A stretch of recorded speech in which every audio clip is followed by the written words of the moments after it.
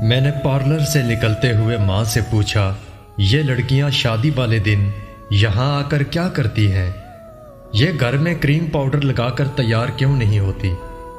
ماں کہنے لگی، بیٹی یہاں وہ لوگ آتے ہیں جن کے پاس بہت پیسے ہوتے ہیں یا جن کے نصیب اچھے ہوتے ہیں، وہ یہاں سے تیار ہو کر جاتی ہیں اور ان کے دولہے بھی ایسے ہی تیار ہو کر بارات لے کر جاتے ہیں۔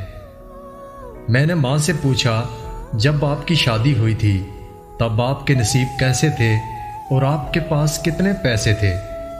میری ماں نے میری بات سن کر مجھے ڈانٹ دیا اور میں نے دیکھا گھر پہنچنے تک میری ماں رو رہی تھی۔ تب میری عمر 11 سال تھی۔ مجھے بتایا گیا کہ میں 2 سال کی تھی جب میرے پاپا نے میری ماں کو تیسری بیٹی پیدا ہونے کی وجہ سے طلاق دے دی تھی اور میرے 2 بھائی اپنے پاس رکھ لیے تھے، اور میری امی ہم تینوں بہنوں کو لے کر میکے آ گئی۔ میرے ماموں انتہائی غریب کسان تھے، مشکل سے اپنا وقت پاس کرتے تھے۔ اب میری ماں بھی آ گئی تھی اور میری ممانی سارے گھر کا کام بھی میری ماں سے کرواتی اور ہم پہ اپنا غصہ بھی ٹھنڈا کر لیتی۔ وقت گزرتا رہا۔ ایک رات ہم سو کر اٹھے تو صبح میں نے امی کو جگانا چاہا، لیکن امی تو ہمیشہ کے لیے سو گئی تھی۔ جسم ٹھنڈا ہو چکا تھا اور میں روتے ہوئے اپنے آخری سہارے کو سہارا دینے کی کوشش میں تھی، لیکن وہ اس دنیا کو خیر بات کہہ گئی تھی اور ہم بہنیں زمانے کی ٹھوکروں کی نظر ہو گئی تھی۔ ماں جی کو دفنائے ہوئے کافی دن گزر چکے تھے۔ ایک دن ماموں نے کہا، بیٹا آپ کے ابو سے میں نے بات کی ہے، وہ کہہ رہے تھے کہ میری بیٹیوں کو میرے گھر چھوڑ جاؤ، میں انہیں سنبھال لوں گا۔ ہم نے سامان باندھا، ماں کی قبر پر سلام کیا، آنسوؤں کا تحفہ چھوڑ کر وہاں سے ہمیشہ کے لیے روانہ ہو گئے۔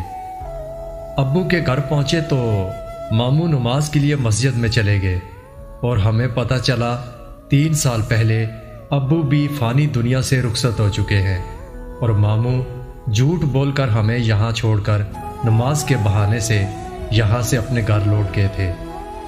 ہم نے شکر کیا کہ ہمیں بھائی نے قبول کر لیا، اور بھابھی یہ کہتے ہوئے اپنے کمرے میں چلی گئی کہ تم لوگ یہاں صرف کچھ دنوں کے لیے رہنے آئے ہو، یہاں کی مالکن بننے کی ضرورت نہیں، اور یہ کپڑے دھو کر اپنی چارپائی سٹور سے نکال کر سو جانا۔ بھابھی کے جانے کے بعد ہم تینوں ایک دوسرے کے گلے لگ کر رونے لگ گئی۔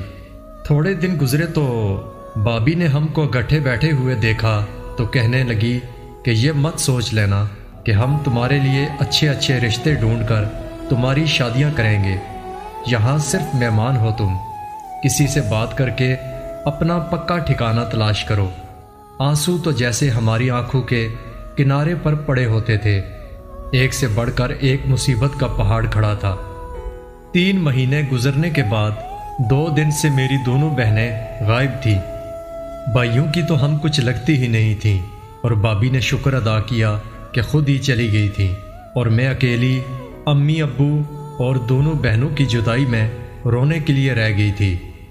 مجھے کمرے کی صفائی کے دوران ایک کاغذ ملا جس میں لکھا تھا، باجی ہم دونوں دور کے کسی شہر کی طرف جا رہی ہیں، ہمارا تیرے سوا کوئی نہیں تھا، لیکن تم تو خود بھی اس گھر کی نوکرانی ہو، اور ہم سے ایسے مر کے نہیں جیا جا رہا۔